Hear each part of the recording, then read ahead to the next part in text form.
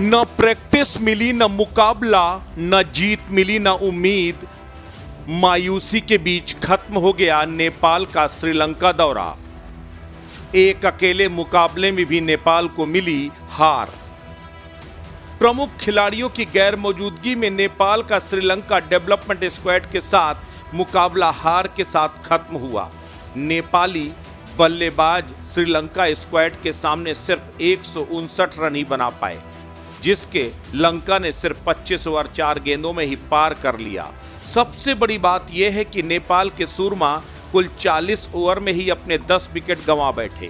कुशल भुरतेल और कुशल मल्ला को अगर छोड़ दिया जाए तो नेपाल की पूरी बल्लेबाजी औंधे मुंह गिर गई।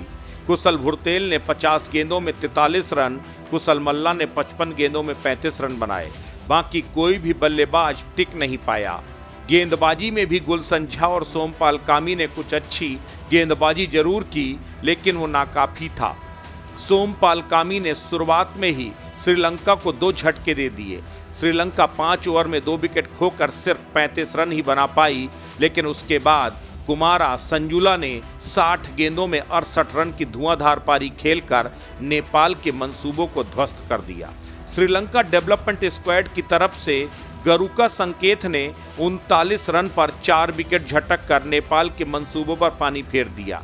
पहले 2 मुकाबले वैसे ही बारिश की भेंट चढ़ गए थे। अब तीसरा मुकाबला हार कर नेपाल का लंका दौरा निराशाजनक ढंग से समाप्त हो गया।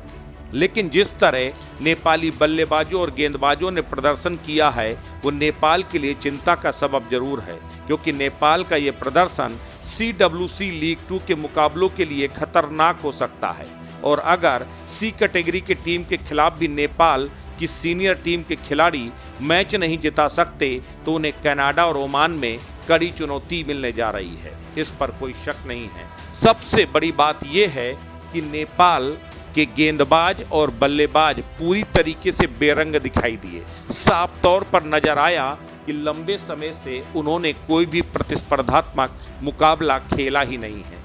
लेकिन उससे भी ज़्यादा जरूरी बात यह है कि जो नेपाल की टीम का जो अप्रोच था, उस अप्रोच को आप कहीं से भी सकारात्मक नहीं कह सकते, क्योंकि किसी भी बल्लेबाज ने टिक कर बल्लेबाजी करने की कोशिश नहीं की। ये भी कोशिश नहीं की कि 50 ओवर के मुकाबले में वो 50 ओवर पूरी तरह खेलें। यही नेपाल की हार का सबसे बड़ा कारण बना। अगर नेपाल के खिलाड़ी 50 ओवर तक टिकने की कोशिश करते तो शायद नतीजा कुछ और हो सकता था, क्योंकि गेंदबाजों ने शुरुआत में मेहनत तो की, लेकिन एक श्रीलंका का बल्लेबाज ने विध्वंसक अंदाज में बल्लेबाजी करना शुरू किया तो उसके बाद गेंदबाजों के हौसले भी पस्त हो गए। गेंदबाजी किसी की नहीं चली, न संदीप जोरा चले, न आकाश चंद चले और न ही कोई और गेंदबाज। सबसे बड़ी बात यह है कि गेंदबाजी और बल्लेबाजी दोनों में नेपाल की टीम पूरी तरीके से बेरंग नजर आई। ऐसे में सवाल यह है कि अगर यही प्रदर्शन कनाडा में भी दोहराया गया, तब भला विश्व कप पहुंचने की उम्मीदें कैसे पूरी होंगी। अस्तित्व न्यूज के लिए ब्यूरो रिपोर्ट।